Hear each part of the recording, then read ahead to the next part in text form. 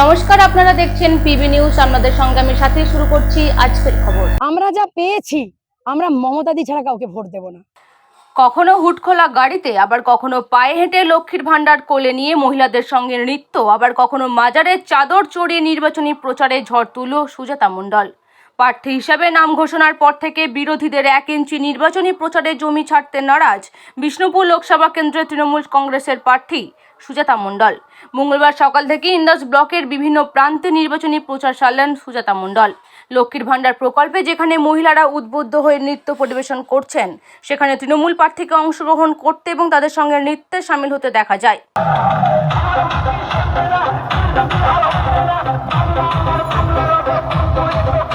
প্রচার করার সময় ইন্দাসের একটি মাজারে যান এবং সেখানে চাদর চড়ান।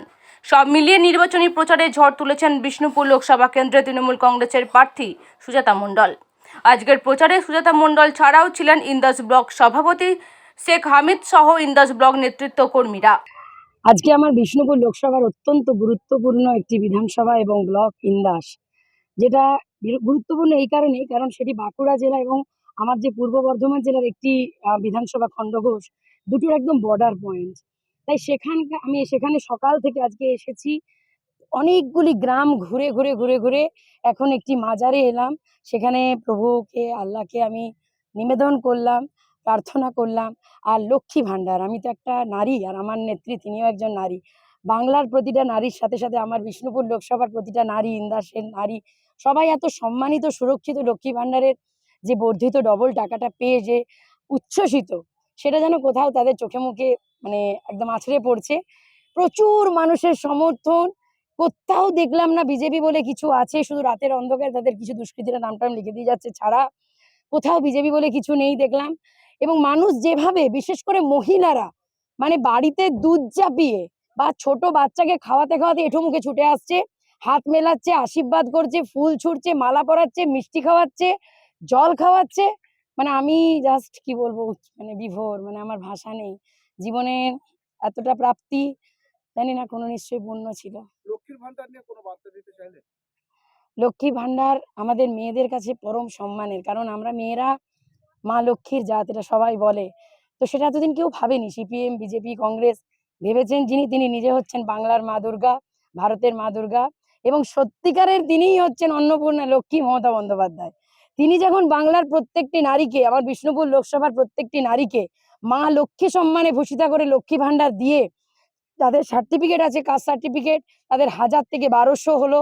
জেনারেল কাস্ট যাদের সার্টিফিকেট নেই, তাদের 500 থেকে বেড়ে 1000 হলো।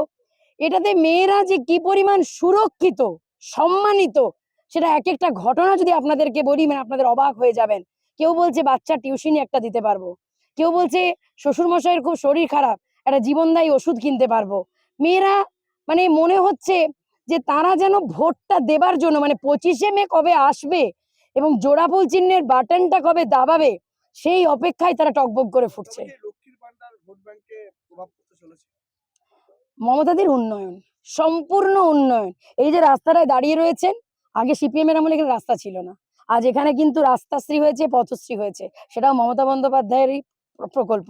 এবং প্রত্যেকটি ঘরে, আমার বিষ্ণুপুর লোকসভার বা এই যেখানে দাঁড়িয়ে রয়েছে ইন্দাস, এমন একটি ঘর খুঁজে পেলাম না যেখানে মমতাদির উন্নয়নের প্রকল্প পৌঁছে যায়নি। আমার সঙ্গে অনেকগুলি লক্ষ্মীশ্রী ছিল, কন্যাশ্রী ছিল, তারা লক্ষ্মী ভান্ডার নিয়ে এত সুন্দর সেজেগুজে মা লক্ষ্মীর মতো এসে আমাদের সাথে প্রচারে বেরিয়েছে। তারা প্রত্যেকেই নতুন ভোটার, অনেকে আগামী দিন ভোট দেবে। তারা একটাই কথা বলছে যে লক্ষ্মী ভান্ডার, কন্যাশ্রী, রূপশ্রী, সবুজ সাথী, আমরা যা পেয়েছি, আমরা মমতাদি ছাড়া কাউকে ভোট দেব না। ইন্দাস থেকে প্রদীপ কুমার মণ্ডলের রিপোর্ট, পিবি নিউজ।